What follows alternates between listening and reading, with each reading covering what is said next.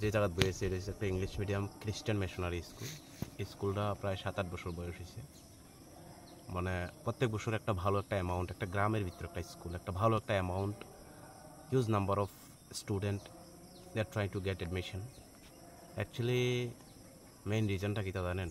বর্তমানে আমাদের government education system একদম খুবই দুর্বল, সেটা সবাই জানেন, কিন্তু জানিও কেউ কথা বল না। এই যে অবস্থা, এই যে আমার পেছনে যে স্কুলটা দেখতেছেন, এই স্কুল হচ্ছে একটা খ্রিস্টান মিশনারি। এখানে প্রত্যেক বছর প্রচুর মাত্রায় স্টুডেন্ট অ্যাডমিশন নিতেছে বা আইতেছে, বিভিন্ন দূর দূরান্তে যাওয়ার চেষ্টা করতেছে। এটার কারণটা হচ্ছে প্রত্যেক মা বাবাই চায় তার ছেলে সন্তানকে ভালো উচ্চমানের শিক্ষা দেওয়ানোর লেগে।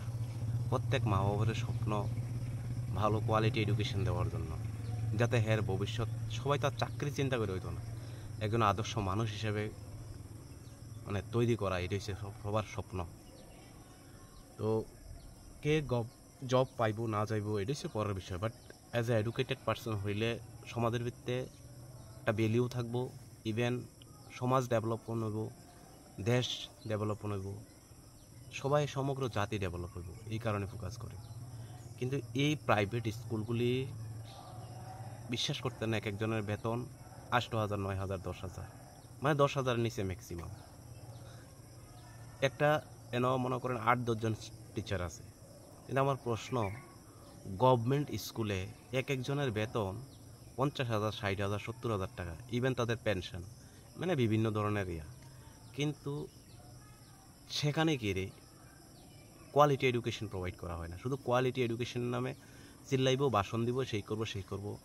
এই শিক্ষা দপ্তরের টাকা, এই জনগণের ট্যাক্সের টাকা, যেটা শিক্ষা দপ্তরে ব্যয় করার জন্য, মানুষের স্বাস্থ্য দপ্তরে ব্যয় করার জন্য, মানুষের যাতায়াত রাস্তাঘাটে ব্যয় করার জন্য, মানুষের বিভিন্ন যে সামাজিক বা বিভিন্ন যে কর্মকাণ্ডগুলি আছে, মানব জীবনটা উন্নয়ন করার জন্য এই অর্থগুলি বা ট্যাক্সের টাকাগুলি ব্যয় করার কথা, সেই জায়গায় সেটা না করে সেটা নেতা মন্ত্রীদের গাড়ি কেনা, দামি দামি গাড়ি, একজন এমএলএ 50-60 লাখ টাকার গাড়ি, তাদের পার্সোনাল লাইফ, সামান্য একটা নেতা হইলে এইভাবে দুর্নীতি চলতেছে দেশের মধ্যে। এই যে শিক্ষাটা, এটা কিন্তু আমাদের সাংবিধানিক অধিকার, প্রত্যেকটা মানুষের, এই ভারতীয় নাগরিক যারা আছে তাদের সাংবিধানিক অধিকার। কিন্তু তাহলে আমরা সেদিকে পাত্তা দিই না, আমরা শিক্ষা দপ্তরে নষ্ট করতেছি। আর প্রত্যেক সরকারের একটাই মিশন থাকে, প্রথম শিক্ষা দপ্তরে শেষ করতে লাগবো। কারণ যখন শিক্ষা দপ্তরে শেষ করব, যখন শিক্ষা দপ্তরে পুরো ধ্বংস করে দেব, তখন আর কেউ কথা বলার থাকতো না, কেউ সাহস করতো না। শুধু একচেটিয়া একই শ্রেণীর মানুষ, সমাজে পুঁজিবাদী যারা আছে, তারাই তাদের উপর শাসন করব, শোষণ করব, অত্যাচার করব, নিপীড়িত করব, যাই কিছু তাই ইচ্ছা করতে পারবো। কারণ কেউ কথা বলার সাহস রাখতো না। যখন শিক্ষা না থাকবো, মানুষ অন্ধবিশ্বাসে আসক্ত হইব, তখনকার তাদেরকে বিভিন্নভাবে মাইন্ড ডাইভার্ট চেষ্টা করবো। যেমন আমাদের মন্ত্রী শ্রদ্ধেয় সুধাংশু দাস, উনার মস্তিষ্কের ভিতরে শুধু হিন্দু মুসলিম, হিন্দু মুসলিম, হিন্দু মুসলিম।